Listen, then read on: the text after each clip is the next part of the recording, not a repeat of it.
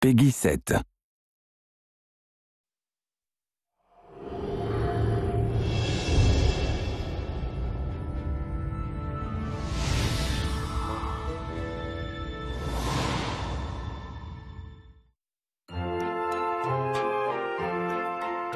One of the things that set Disney apart from the other cartoon companies back in the day, and what really propelled them to what they have become, was they were the first cartoon company to add sound to their cartoons. If we go back before cartoons, could talk, music pretty much drove them forwards. The turning point was with the Silly Symphonies, when they started adding music and timing the animations. The music,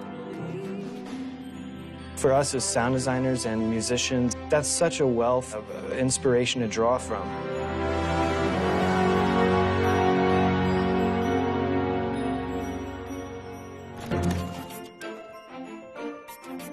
In this specific game, music is very, very important because story is so important. Story and music go very hand in hand. It's just another layer on top of everything that builds emotion and builds connection to the game.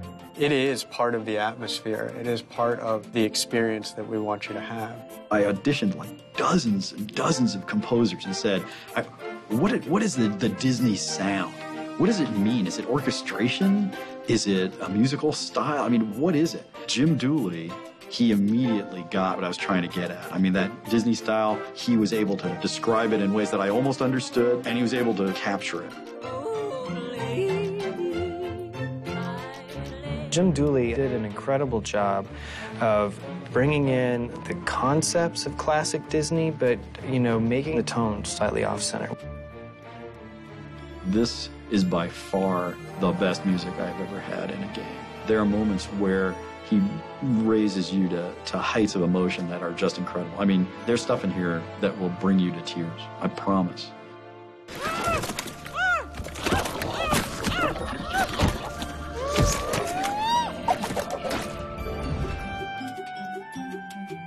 I asked Jim to create a Mickey theme and an Oswald theme. The thing is, it had to be flexible because in a game, you change the music based on what the player does. So he needed to create a theme that was incredibly flexible. Frankly, more flexible than I thought was possible. The changes that we have in the music, from the ambient scoring that goes on when you're just exploring a world, to the combat music that kicks in, to the little bits of music that you get from the rides and riding them themselves, have all catered to changing that atmosphere and kind of poking at the emotions of the player. We use the music to tell the player what Mickey is feeling. So if he's in a sad mood, the music's going to be sad. If he's happy or feeling triumphant about something, we don't say triumph on the screen like that. We play it with music. So we have our character themes. And then on top of that, we needed themes that would be applicable to each land. Each land you visit has its own unique sound. The music is awesome at capturing the environment and the feel of the space. So Lonesome Manor has kind of this eerie, dark, haunting tone that goes on. Again, it's a mashup. Everything in the game is about taking things that shouldn't belong together and putting them together.